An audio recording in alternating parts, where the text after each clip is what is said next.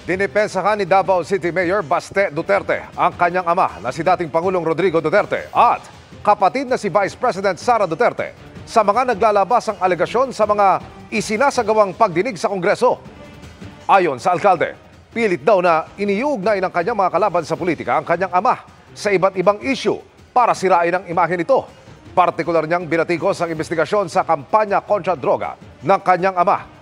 Dinipensahan din niya ang kapatid kaugnay sa issue ng confidential funds at pondo ng opisina nito. Hamon niya sa mga kongresista, ipakita ng mga ito kung paano pinagagalaw ang pera sa Kongreso.